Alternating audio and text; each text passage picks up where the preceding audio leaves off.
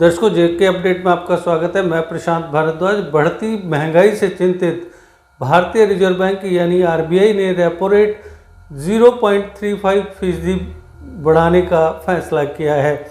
इससे repo rate 5.90% से बढ़कर 6.25% हो गई है। यानी होम लोन से लेकर ऑटो और पर्सनल लोन सब कुछ महंगा हो जाएगा और आपको ज़्यादा ईएमआई चुकानी होगी।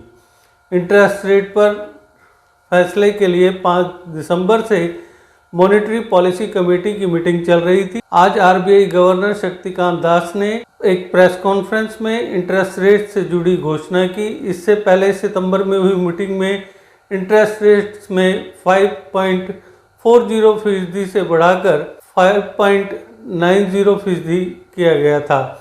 मॉनेटरी पॉलिसी की मीटिंग हर 2 महीने में होती है। इस फाइनेंशियल ईयर की पहली मीटिंग अप्रैल में हुई थी।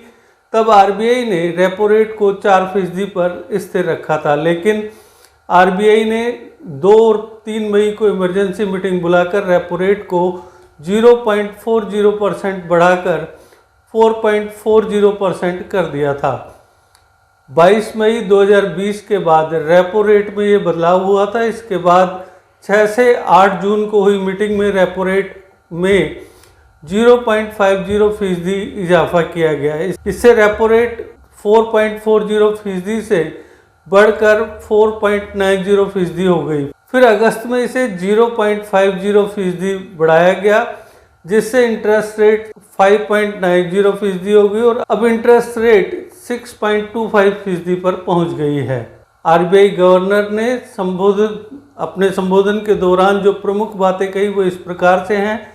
महंगाई अभी भी चिंता का कारण बनी हुई है। एमसीसी के 6 में से 5 सदस्यों ने रेट्स बढ़ाने के पक्ष में वोट दिया था। 6 में से 4 सदस्य एकोमोडेटिव रुख वापस लेने के पक्ष में थे। अगले 12 महीने तक महंगाई 4% से ऊपर रहने की संभावना जताई गई। महंगाई में अभी भी टारगेट से ऊपर रहने के आसार हैं। फाइनेंशियल ईयर 2023 में महंगाई दर अनुमान 6.7% पर बरकरार रहेगा।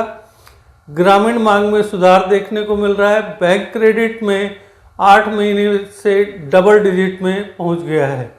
फाइनेंशियल ईयर 2023 में जीडीपी ग्रोथ का अनुमान 7% से घटाकर 6.8% किया गया है। लिक्विडिटी को लेकर कोई दिक्कत नहीं आने दी जाएगी, ऐसा आरबीआई गवर्नर ने कहा। आरबीआई के पास रेपो रेट के रूप में महंगाई से लड़ने का एक शक्तिशाली टूल है। जब महंगाई बहुत ज़्यादा होती है तो आरबीआई रेपो रेट बढ़ाकर इकोनॉमी में मनी फ्लो को कम करने की कोशिश करता है।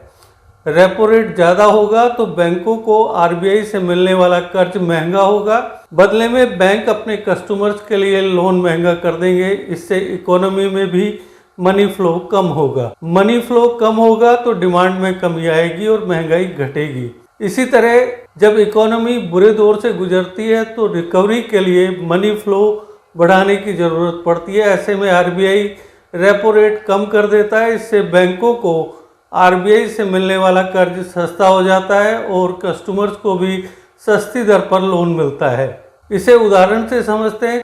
कोरोना काल में जब इकोनॉमिक एक्टिविटीज ठप हो गई थी तो डिमांड में कमी आई थी। ऐसे में आरबीआई ने इंटरेस्ट रेट्स को कम करके इकोनॉमी में मनी फ्लो को बढ़ाया था। Deshbhagat university Punjab courses offered PhD, post graduate, under graduate, PG diploma, certificate.